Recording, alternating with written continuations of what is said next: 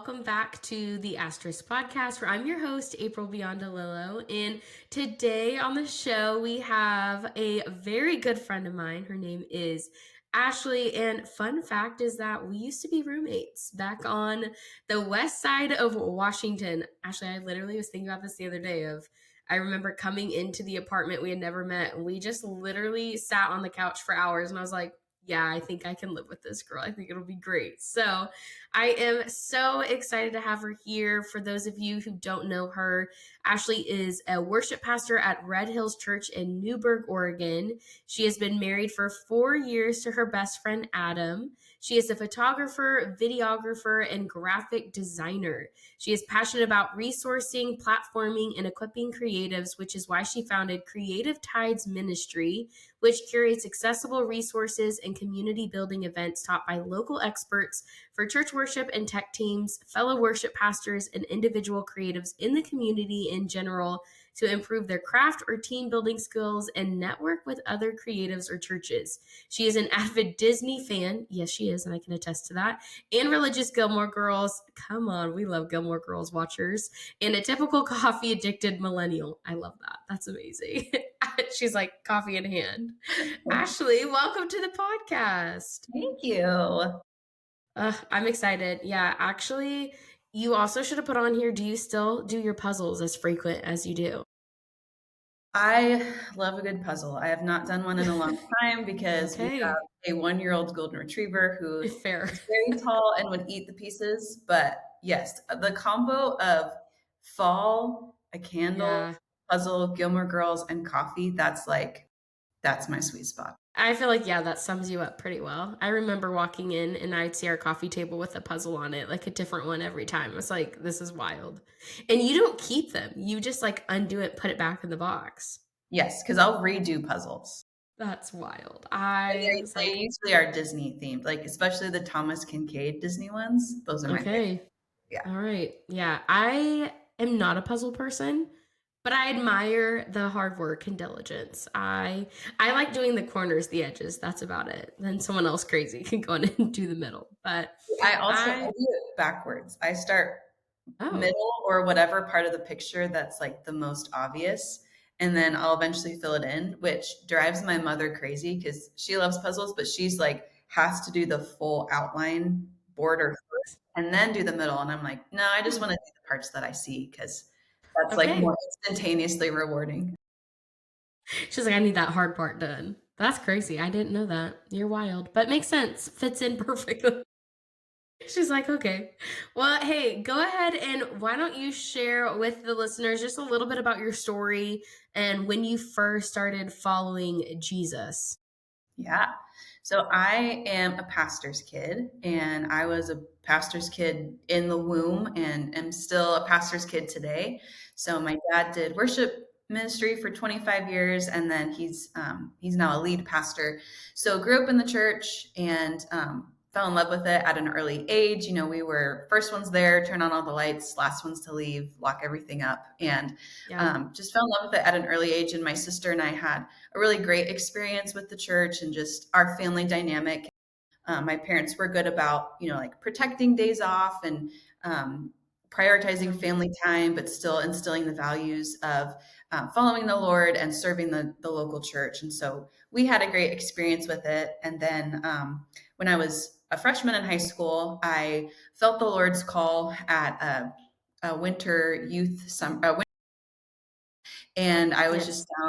down worshiping post service, Mm, and I was actually praying for something really specific, and I had a leader come alongside, and she was like, "Hey, it's great that you're praying for this. Like, keep praying for this thing, but maybe you're too focused on the thing." And she said, mm, "I would just encourage you to worship and just worship the Lord for who He is." And I was wow. really really shy, and so I was like, "Well, okay, but there's other people around. Like, I don't want to just worship and pray down here and like have other people hear me." And being shy and my dad being in worship ministry, like I had never wanted to sing or like worship at church because I'm like, Mm. he's going to see me from the stage and then we're going to have to talk about it at home and that's going to be awkward. So, anyways, I was like, well, I'm just going to go for it and try. And So I started to worship and pray. And then this was like a, altar moment after the service. So the room had kind of filtered out, but there were several of us still down there. And I remember like hearing this voice, like singing and worshiping. And I was like starting to get annoyed because I'm like, we're trying to pray. And like, who is this person that's like singing? Like, what gives them the right to just like be singing so loudly? And then I realized that it was my own voice. And That's it was awesome. almost like one of those almost out of body experiences where Wow. like I hadn't elevated my voice. I really feel like it was the Holy Spirit like ministering through me, because in that Mm, moment it was sort of like I led people in worship who were still there. And wow. so anyway, long story short, I had 3 different people approach me afterwards and say, "Hey, have you ever thought about worship ministry?"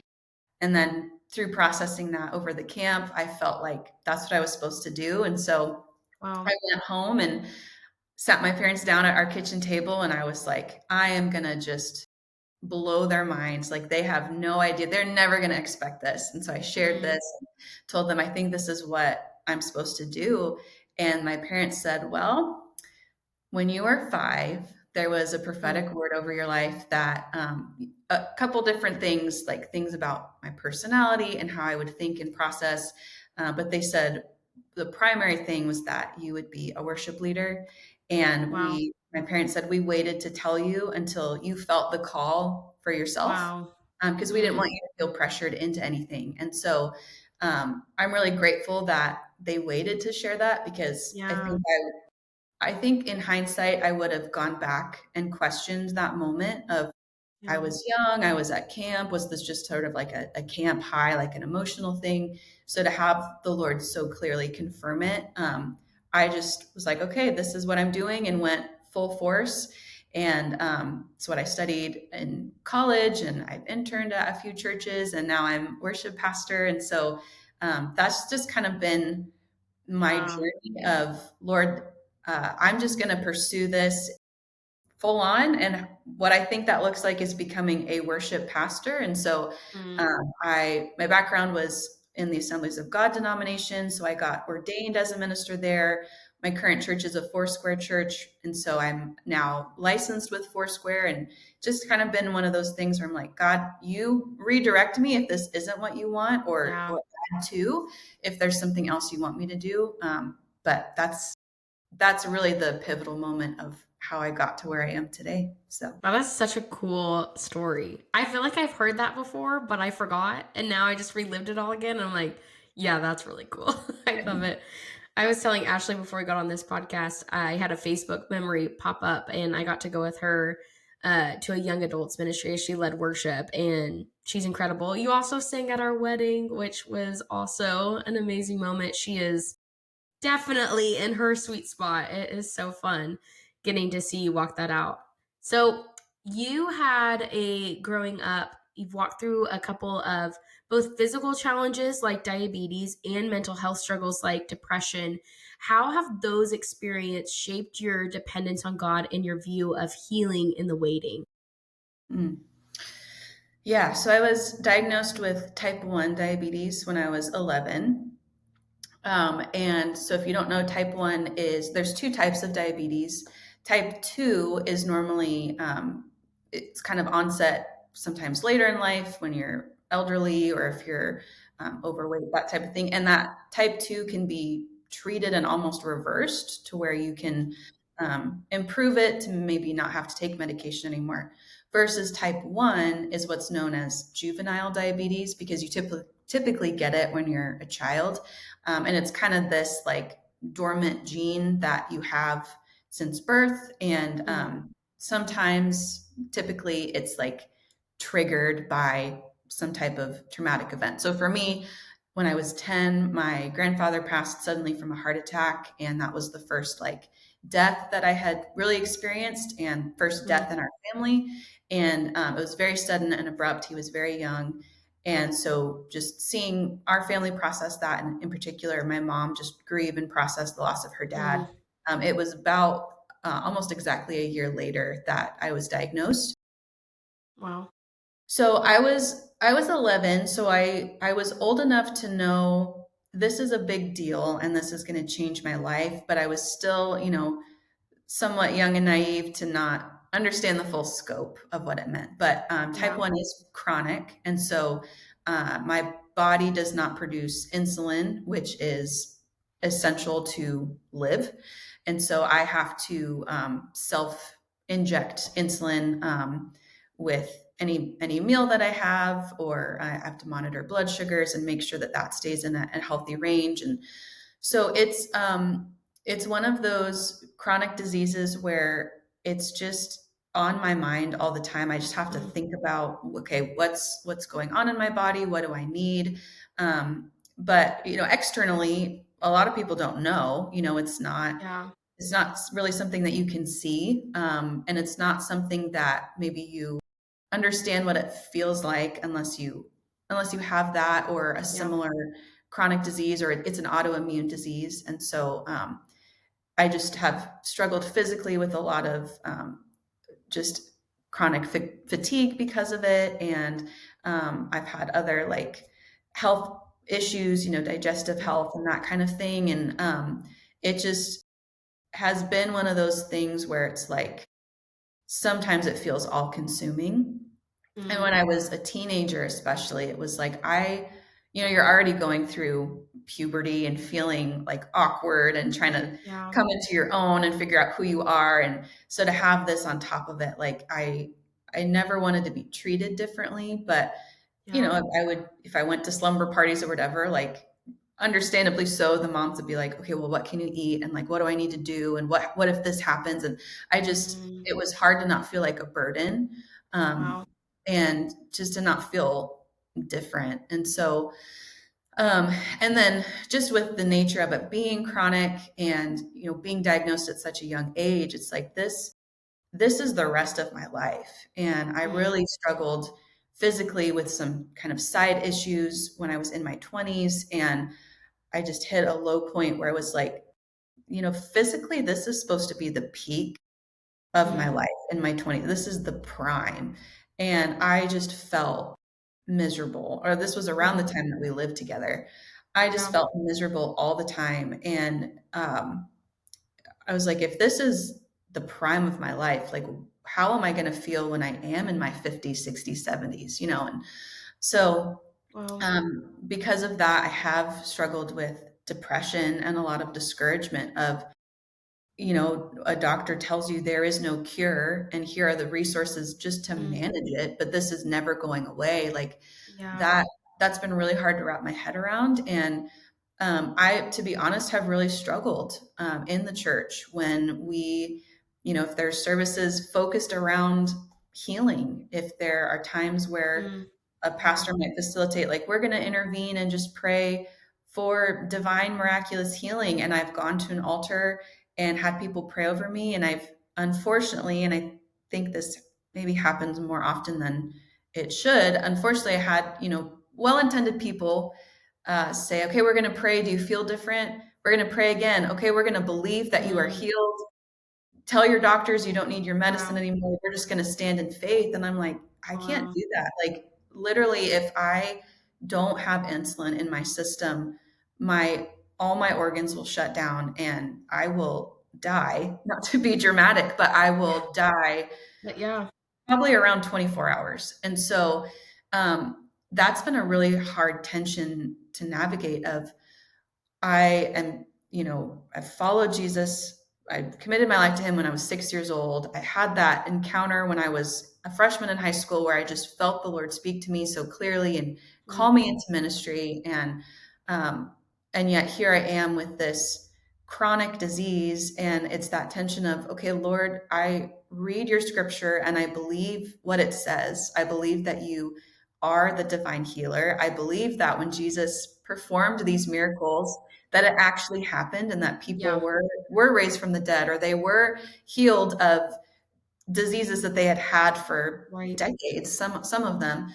um, so why would this be my story, and why wouldn't you heal me? And I've Mm. had seasons where I felt like, am I being punished for something? Is there a sin in my life that I'm blind to? Or Mm. is there a lesson that you want to teach me that I'm just maybe that dumb that I'm not seeing it? Um, Yeah. but still like navigating that tension of it's that tension of the now but the not yet, Mm. of okay, I believe that God is healer, yes, but I also believe the scriptures that say his timing and his ways are different than mine. Wow. And so I'm grateful for examples in scripture like Paul, who says he dealt with some type of thorn in the side. Yeah. And I love how the Bible keeps that vague because you can kind of insert your own experience Yep. into that. And that was something that he prayed and he asked the Lord to take away, and God never did. But we Mm. see that Paul continued to have this incredible ministry, including Yeah. writing so many of the books in the New Testament. And so it's that now and not yet of like, God, I believe that you are healer. For whatever reason, you have not healed me yet. But I also believe that when Jesus returns and we spend eternity with him in the new heaven and the new earth, that I have been promised full and complete healing. So whether or not Yeah. I see healing in my body this side of eternity, God is my healer. Mm. And in the meantime, like I've had several different seasons of waiting, this being one of them of I'm just waiting and interceding, and I've kind of taken the attitude of, okay, if this is what I have, like rather than be depressed and be so focused on what I don't have, if I'm in a season of waiting, I want to be really intentional with the season of waiting. And so I've kind of developed this like mantra almost of I want to wait well. Yeah. And if the season I'm in is waiting, I want to glorify you in the waiting. And Yeah. so That's good. that's where I'm at. And I've had like I said, different seasons of waiting, and some of those I've seen come to fruition and I've seen prayers answered, and other things I'm still waiting and praying. Mm. I have I have seen the Lord use it though, use especially the physical, well, both the physical and the mental battle that I've navigated. I've seen him incorporate that in Mm. with the calling of worship leading. Um, at first, for a long time, I just felt like it was this really disjointed thing. Like, okay, I want to be a worship leader. I have this chronic disease. Like that's, it just felt like a piece that didn't fit, like this kind of Mm. like awkward, redheaded stepchild that nobody wants. Like, how does this fit in? And Yeah. then Yeah. I felt the Lord like zoom me out one time, Mm. and he showed me like how dealing with both physical pain and mental pain, it's created a sense of empathy in me because I experience things firsthand. And so Yeah. when I am leading worship or when I'm praying with people and they come to me and they say, "Hey, here's what I'm praying for. Here's what I'm going through." I can pretty much like, even though the situation might be different, I can firsthand relate with them because it's Yeah. something that I'm also navigating. And so it's Yeah. changed how I lead worship. It's changed how I pray. It's changed how I relate with people. It's really become a predominant theme of when I'm leading worship. Like we worship God because he is faithful and because he is good, Mm. not because of what I feel or because of my Mm. circumstance. If we were to worship him based on our circumstance, our worship to him would be just Yeah. very wavering. And um, No. I mean, I know that on the daily, if not by the hour, like my mood and attitude changes. And so, um, Mm-hmm. no, we worship him because of who he is and because of what he's done and also what he has promised is coming. And So so, good. yeah, that's sort of how he helped me like see, hey, I'm not, for my case, like I'm not punishing you. I think maybe that was part of a lesson I did need to learn. Like Yeah. this can be intentional and it can be used. Um, and just kind of the everyday, like, okay, I'm gonna do my best and try to be faithful and obedient and surrender this to you. And Absolutely. yeah, just see what he wants to do with it. That's awesome. I love the not now. What? How did you say that? The not now yet. I now I've messed it up. The now and not yet. Say it again. The now and the not yet.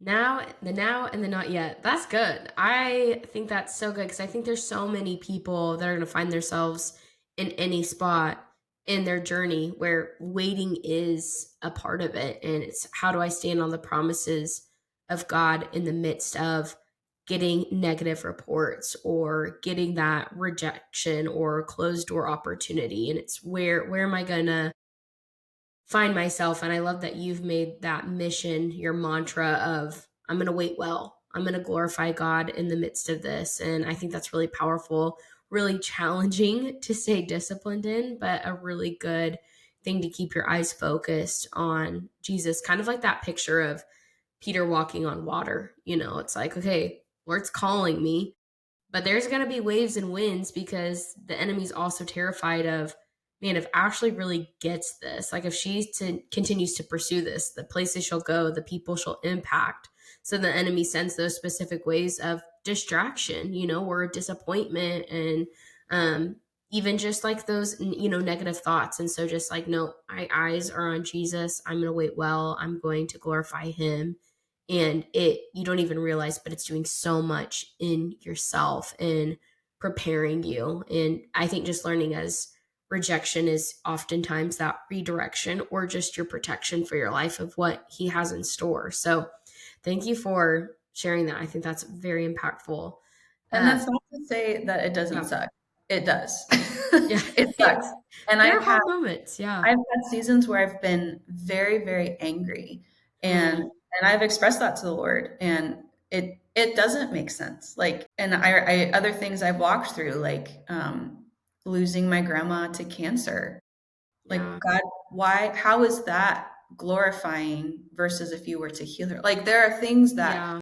it doesn't make sense, that I don't understand, that I would definitely have like turn out differently if I had my Is way. otherwise. Yeah.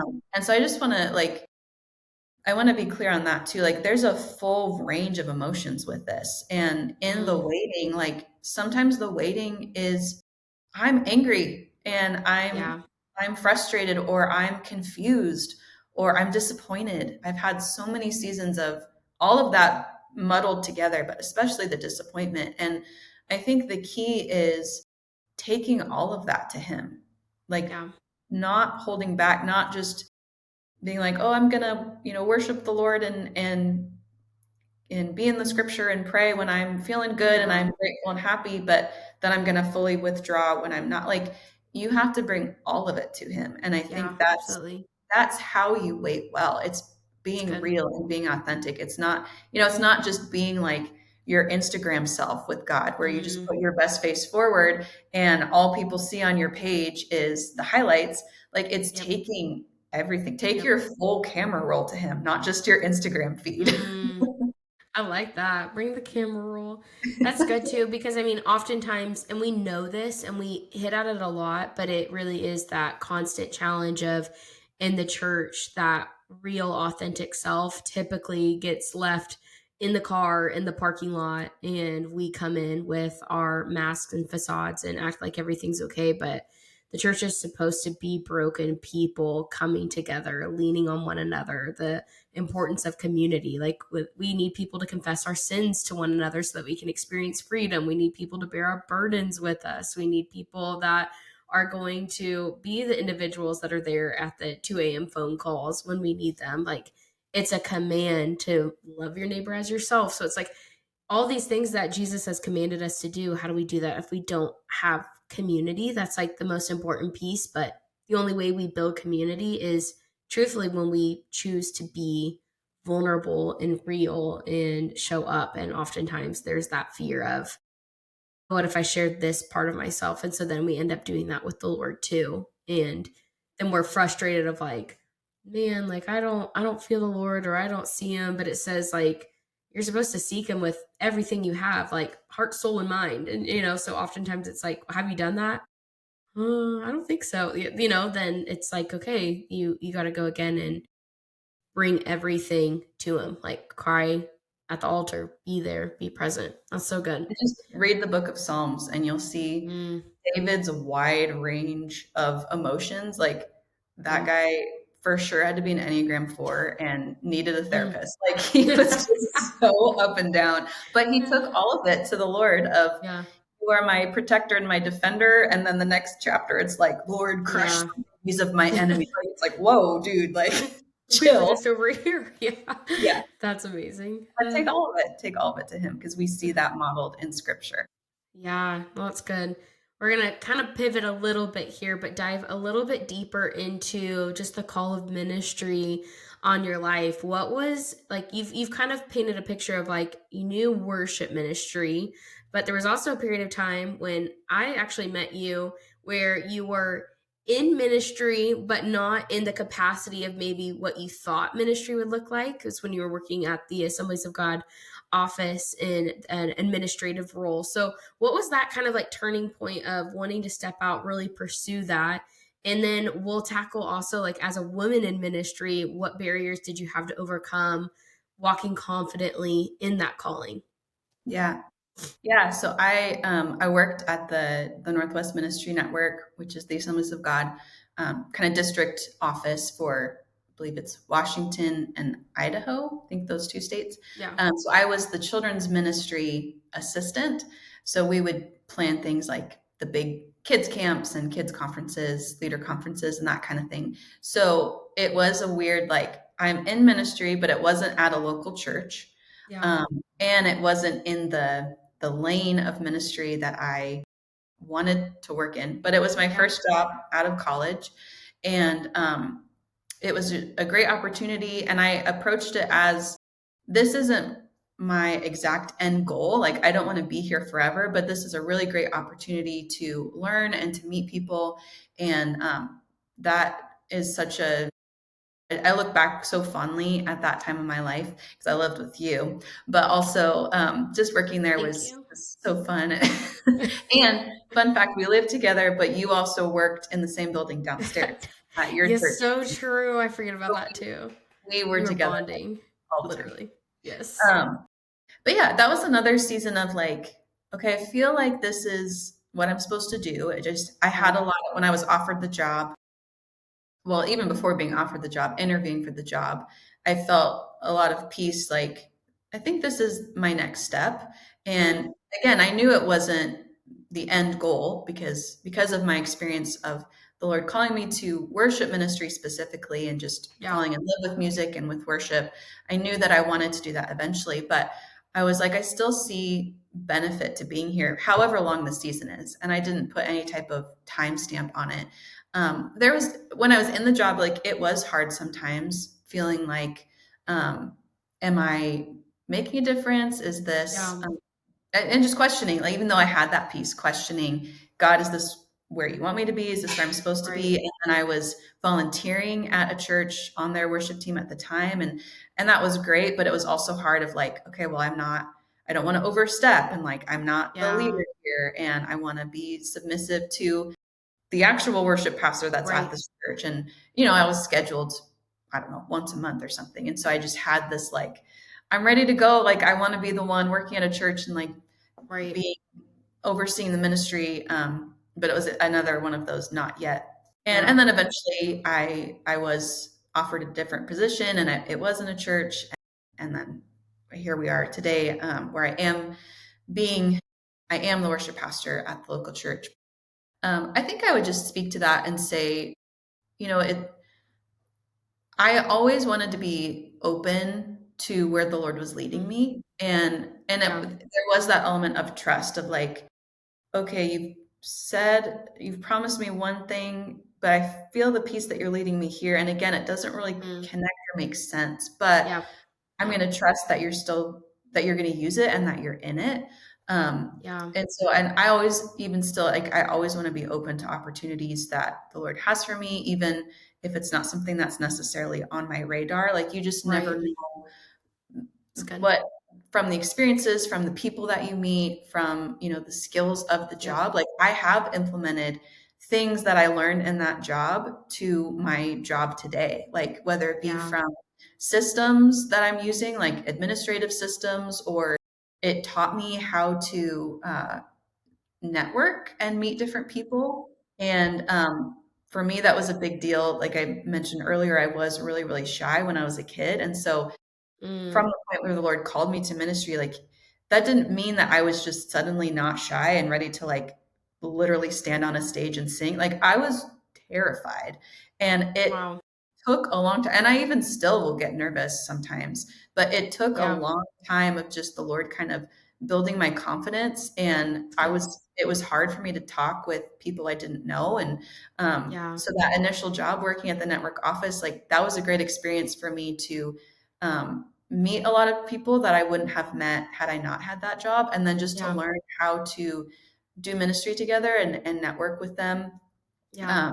and learn those skills. And those are things that I'm using today in my job, as well as that.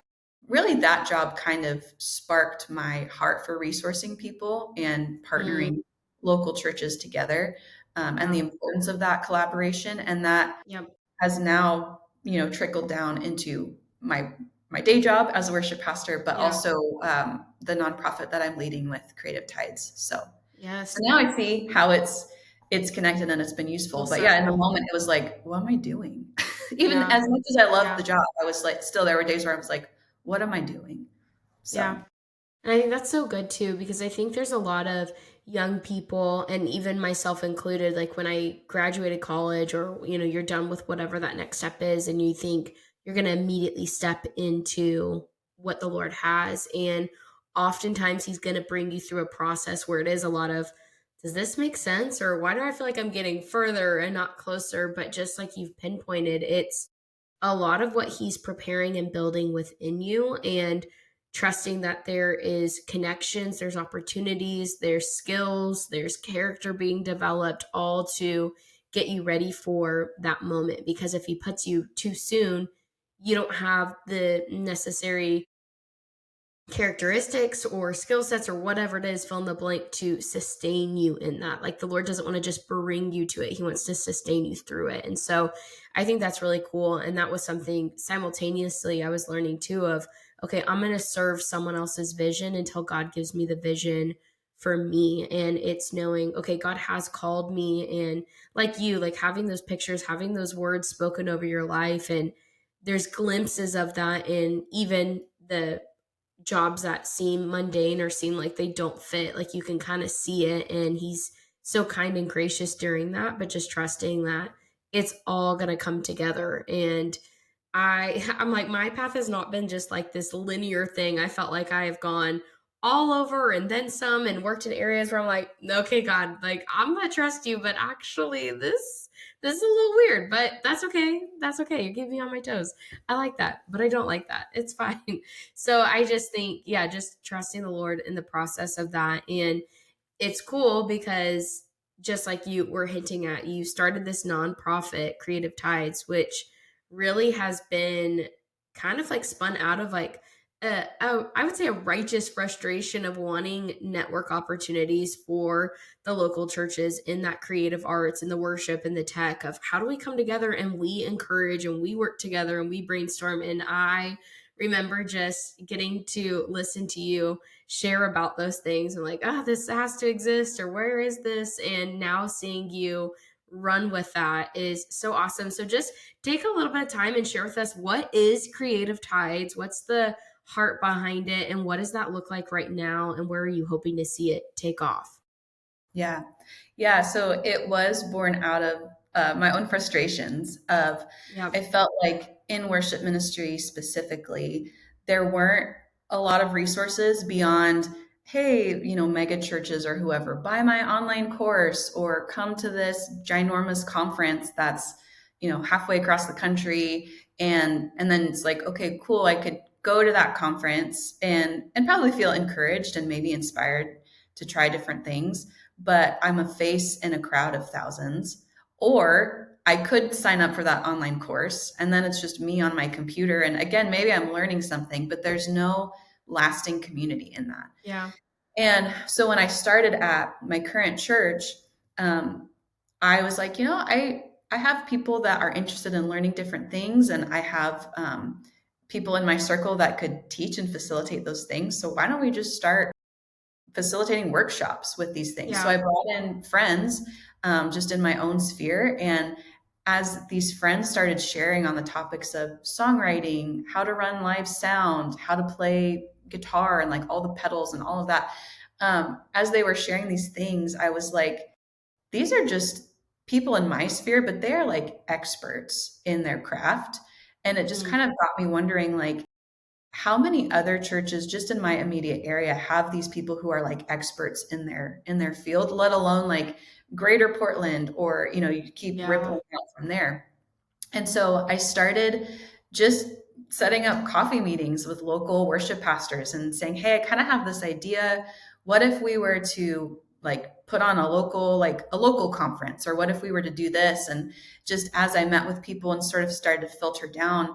Creative Tides emerged. And the language of tides, like an ocean tide, the Mm. thought is, as we build partnerships together, as we come and we learn together, that would ripple out and impact the church, that it would ripple through churches and teams. But then our hope is that it would ripple out beyond the church walls, and that as Wow. we're resourcing local creatives, that we're holding a sound workshop, say we're holding a live sound and mixing workshop, and yeah, it's hosted at a church, but it's not churchy. We're not using Christianese. Wow. We're That's talking cool. about, we're teaching the practical of, here's how you EQ a band, here's how you add a compressor. Like, we're talking about those things.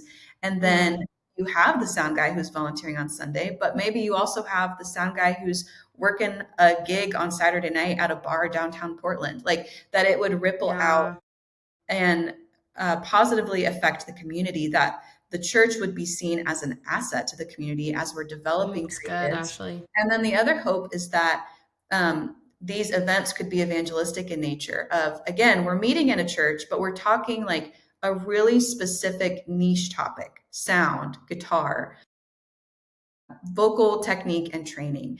And our hope is that maybe people who have left the church, or who have had a bad experience, or never been a part of the church, that they would feel like they could come to that workshop. And yeah, it's at a church and there's a bunch of Christians there, but we're talking about this specific topic. But our hope Yeah. is that as they're in the room and as they build those connections, that would be redemptive in their story of their relationship with Jesus, or their Yeah. relationship with the local church, and that these events would serve kind of twofold of resourcing, yes, and training and teaching and building community, but ultimately, bringing people into collaboration because of our relationship with Yeah. Jesus and our function as the church, Big C church. And so, Yeah. so what that's looked like so far is we do quarterly workshops on different topics. We've also started an event that we're calling Open Floor, that meets a few times a year, and that's focused around a really niche, probably instrument, so electric guitar or synth keys, and that's for like building community. Like, hey, come bring your pedal board, bring your electric guitar rig. The floor is yours to share. We're just going to learn from each other. So we have that type of event, and then we're Wow. also doing cohorts. So we've had a songwriting cohort, and then I'm exploring the idea of like a creative writing with a local author creative writing cohort, where that would be Mm. honing specific skill. But the heart with all of them is offering resources and training from the local expert, so that you can like swap numbers afterwards and stay in contact with that person. And Wow. maybe if it is a sound workshop and you have a few sound engineers in your area teaching, maybe that person could come to your church or come to your gig at the bar on Saturday night and like give you real time pointers. Like, there's that Yeah. connection in the community building, as well as churches bringing teams, worship pastors bringing teams, and meeting and it's not denominational, it's open for anybody. So That's so cool. churches coming together and collaborating together, and just also fighting this, we don't need to be territorial. It's all, we are in God's kingdom. And even Yep. if we, have differences maybe on nuanced things, like if you believe that Jesus is Lord and Savior and he went to the cross and died for our sins and he's coming, like if you have those basics and we can stack hands on those things, like it sort of doesn't really matter what denomination Yeah. you are. Like, Yeah. why can't we like link arms and help each other? And Yep. maybe we're not linking arms on every single event because of those nuanced differences, but we still love Jesus and we can support each other. And Yeah. so we don't need to be territorial of, don't talk to my worship team Mm. members, like, don't poach them. It's like, well, Yeah. no, you had your drummer call out Saturday night before Sunday. Like, let me help you. Let me reach out to drummers on my team. Like, Wow. let's share resources. And so Wow. that's what it is and what we do. And yeah, it's been really exciting. I launched it February of 2024. And so it's been really exciting to see it grow a little over a year. And I don't know where it's going to go. I hope that the Lord takes it and continues to grow it. And I think it'd be cool to have, like, I'm based in outside of the Portland area. But I think it'd be cool to have like Creative Tides Seattle, Creative Tides Austin, like to have different Yep. maybe branches Yep. of it where we're kind of Yeah. building this model that people could then take in their local context, because that's what it's all Yeah. about, I is love that that. local community. So yeah. It's so fun hearing you talk about it because it's such a good idea. It's such a good opportunity. I see that need across the board, and just you've thought through so many different barriers that could exist and have quickly debunked each one of, yep, we thought about that here. This is how we do it. And I just love that. And it hits at that crave of, this was something even from your own life of wanting that. Cause I can think about, you can go to these mega churches and it's not a bad thing, but it's like when you come back to your own local church, do you even have the budget to implement what was, you were seeing, or do you have the resources or the people? And it is difficult, to find people that are willing to give up the time to come and play an instrument or sing and lead. And especially when you're at churches that have more than one service, like it's a lot, and it can become just a stressor and feel very lonely, even as like the worship director or pastor at the church, of there's this expectation, but it's so much recruitment and building teams. And so I love that you're bringing an opportunity to link arms and say, hey, you may feel alone, but you're not alone. We're all doing this together. And I think you hit at this before, but oftentimes that area in the church can sometimes become a very isolated area where there isn't a lot of bridge connection. You can see it in youth ministry, or maybe your, senior pastors getting together, or other discipleship pastors, or whatever it is. But sometimes with worship, it does become very territorial of, don't take the people from our church because we need them, So I love that. I think it's so awesome. Yeah. Yeah. And And I think the I will other, make sure to link it. yes, please do. I think the other piece too is we're about, how can we resource you for what's needed in your context? Mm, That's one thing with, like you mentioned, the megachurch conference is great and it's super fun. yeah. But sometimes what we forget is those are paid musicians where that's their full-time gig and they're playing Yep. together all the time. Yep. And they also have people who are on staff for all the individual things like lighting and Yeah. sound and all of that. And so you go to those conferences and you're like, oh, this is great. I want us to look or sound like this. But then your local context, it's people who are volunteers that have their own full-time jobs and families. Yep. And, it's enough of a commitment to ask, can you come to a midweek rehearsal and then play all however many services on Sunday? And so with Yeah. Creative Tides, we want to offer resources. And even with what we're offering, like we just did one on the topic of lighting, like stage design, lighting. And I said up front, I said, hey, we want to give you different options. We want to show you different types of lights and how you can implement those if you're building out a lighting That's rig, cool. if you want to like program it to worship songs or however you want to do. But the point though is that it doesn't look like this where we were. I said the point is to Mm, give you resources for you to take for what's needed in your context. And that's good. I never want people to feel like, oh, well, I could never do that because of a budget or because of how many volunteers. Maybe your church doesn't need moving lights or whatever it might be. Maybe your church doesn't need an electric Yeah. guitar on team. What is what does your congregation need? What is the heartbeat and the pulse of Yep. your church? What sermon series or scripture are you resonating in? Where's the Yep. Lord moving your specific congregation and how can we It's give good. resources to platform and elevate that and not just say, hey, here's what it should look like, but you're probably never going to get there. No, we're not trying Yeah. to be fill in the blank, elevation worship. My church it's a 100-year-old building that comfortably seats 250 people, and we're in a town of 25,000. Like, my team is fantastic, but we are never going to be elevation worship. Like, Yeah. and so how do we, take those songs, or we take that model, but then we change it to what we need and who we are, and coming from our skill sets, like, rather than That's ask good. my electric guitar player, hey, figure out how to play all electric guitar parts on this track, because some worship songs have that many. What are you Yep. hearing, and what is your skill set, not only in what you're capable of, but what is a strength that you could bring to play a part that would That's fit good. with our sound. Yeah. So that's a really big Yeah. piece of it too, and that's why we really like to stay, focused on the local context and bringing in people here locally to teach, so Yeah. that you can have ongoing relationship with them, and it's not, here's what it should look like good luck. No, Yeah. it's Yeah. what do you need it No, to look so like, and good. how can we help you? Yeah. Yeah.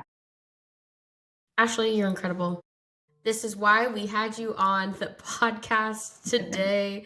Seriously, you have touched on so many different areas, and I just love seeing the theme of your own journey, of just from where we started on this episode, of just hearing like how you were called at 5 years old and didn't even know it, had this experience when you're in high school at a camp, to now you are fast forward through all the waiting, the difficulties, the challenges, with the physical, the mental struggles, and now here you are getting to come alongside others and help creating that space that's curated for their church, what God's called them to. And it's just, the Lord has done so much in and through you. So just thank you for your faithfulness, your obedience, and we are just so honored to have you on the podcast today. And so I'm going to tell the girls that if you like today's episode, which how could you not have, make sure to share it with the girls in your world, and get together, talk further on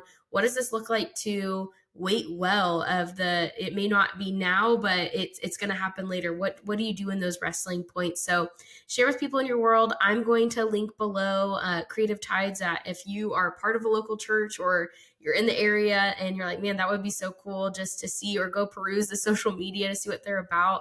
I'll link that below as well. And so, girls, we are so glad that you were here listening this episode. Ashlee, thank you for being here with us. And girls, we will see you back here again soon. Bye.